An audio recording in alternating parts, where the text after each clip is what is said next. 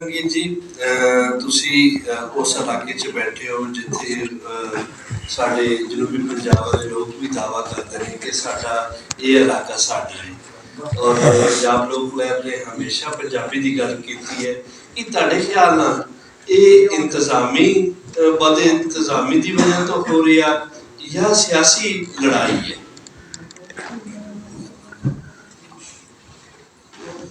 पंजाबी प्यारे हो मोहतरम doctor professor Jameel Pal ji alias घुमन साहब इन्होंने बहुत सोहने अंग रंग ते ढंग नाल जबान ते लहजिया का फर्क दसिया ते जबान किस तरह बदलती है किन्ने कोह ते जाती है।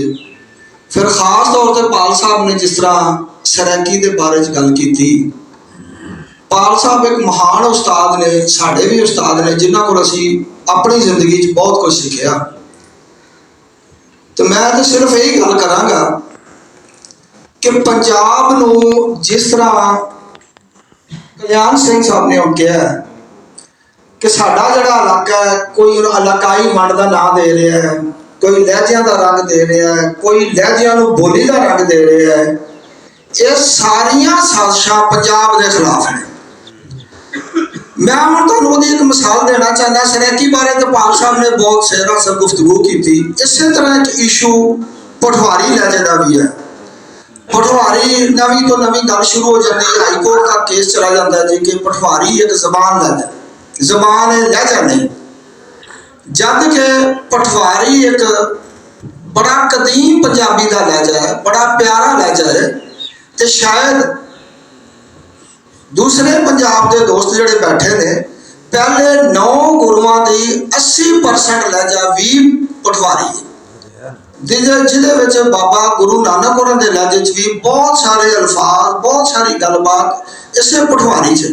असी उस पठवारी नूं कुछ दोस्त सिर्फ एक जिलम पिंडी ते थोड़े जे चकवाल दे हद तक महदूद करना चाहते सन, जबकि असल हकीकत है हिंदको और डोगरी अज भी साड़ी गुरमुखी च लिखी जा रही है। पूरे कश्मीर च जड़ी महाराजा के दौर में जो पंजाब पूरा सरहद तुहाडे नाल सी, इत्थों लैके सारा सी, ते साडे पंजाब का हिस्सा है।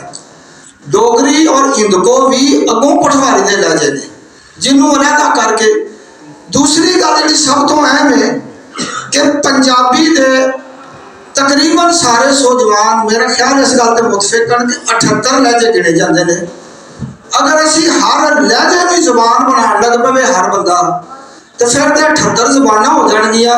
फिर तो असी अज उस साजिश को कामयाब करवा रहे हैं जिहड़ी अंग्रेज ने 1849 तो शुरू की सी। साडे कोलों साडी जबान खोण लई, साडे कोलों साडी मज़ामत खोण लई, साडे पंजाबियां नूं आपस च लड़ाउण लई साडी जिहड़ी जबान खोई सी, ओह साजिश अज साडे काठे अंग्रेज हुक्मरान तो कुछ वो लोग जिहड़े साडे वसाइल के काबज ने सानू यूनिटी नूं खोण लई अज ओही साजिश कर रहे हैं जिहड़ी असीं कामयाब नहीं होण देनी। सारियां ज़बानां सारे लहजे ये उदों ही तुहाडे रहणगे जदों तुहाडी ज़बान कायम रहेगी। अगर पंजाबी कायम है तो तुहाडे लहजे ते आपे ही कायम रह जाणे सारे। लिहाजा सानू कोशिश करनी चाहिए अपनी पंजाबी ज़बान के वधा लई, इहदे बचाव की कोशिश करनी चाहिए। तो वैसे एक गल होर भी है कि तुसी सारे लोग जानते जे कि साढ़े सूफिया कराम भी हर बंदा गल करता जी कि ये एक म्यारी लहजा की होवे, तो सिंपल तो सादा जहा जवाब है कि बाबा फरीद ने तकरीबन 1000 साल पहले अपनी जबान लिखी, ख्वाजा गुलाम फरीद ने लिखी, मियाँ मोहम्मद बख्श ने लिखी। वो कहता तुसी म्यारी लहजा बनाना है, उन्होंने जबाना उन्होंने तहरीर सारा तुहाडा म्यारी लहजा तो पहले ही मौजूद है। नवी तो थोड़ी बहुत तरमीमा होंदियां रहिंदियां ने जिहड़ी तुहाडे नाल सब जारी रहता है। ते अज सानू लोड़ है कि अज असी सारे दोस्त सारे इकट्ठे होकर पंजाबी ज़बान नूं इहनूं मजहब की वंड तो भी बाला कर रखना चाहिए।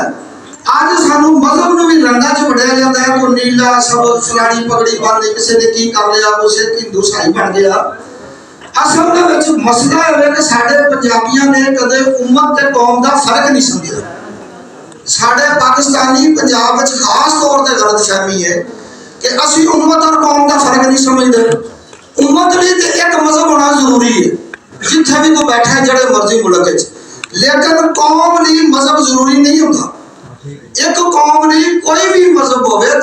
कल्चर साझा है, ताड़ी जुबान साझी है, ताड़े रस्मो रिवाज साझे ने, तो तुसी एक कौम जे। साडी कौम ने साडी जुबान ने जड़े मजहब दा जड़ी भी कौम दा भावे गरीब है अमीर है किस्मती नस्ल दा ताल्लुक रखदा हो ताड़ा हम मजहब है ताड़ा कौमी भरा है तो ताड़ा हीरो है। मिसाल दे तौर ते लोकां नूं गलतफहमी भगत सिंह दा नाम ले दो ते ज़हन चाहे ते इंडिया दी गल कर रहे भगत सिंह साडे लैलपुर दा सी जड़ा वाला दा सी महाराजा रणजीत सिंह कित्थों दा सी गुजरात दा रहने वाला सी साडा पंजाबी सी साडा अपना सी साडा मान सी सानू ओदा नाम बड़े फखर नाल साडे गुरु नाल लेना चाहिए लेकिन जदों गल करो कुछ मजहबी लोग आ जांदे ने जड़ी कि सानू नहीं लेनी चाहिए सानू मजहबी तफरीक तो तसब तो इन्हां सारियां गल्लां तो बालातर होके एक पंजाबी ने काज नहीं इकट्ठे होना पड़ेगा। लेकिन ये गल इतनी सौखी नहीं है। तो मन जी ने जिवें कहा है कि मरियम नवाज ने गल की मरियम नवाज ते इन्हां दे सारे लोग ही मैं गल करन लगा ये हमेशा इक़्तिदार दे बड़े अरसे तो इक़्तिदार च ये सिर्फ गल्लां करदे ने।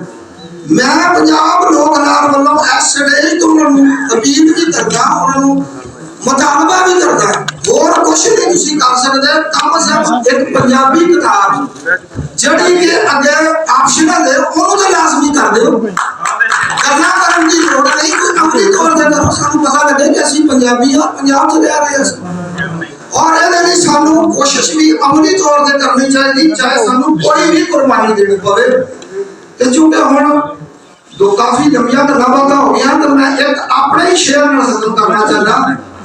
हक नहीं मिलता हवा नाल हक नहीं मिलता हवा नाल खोलो अपनी बात क्या गल है जी।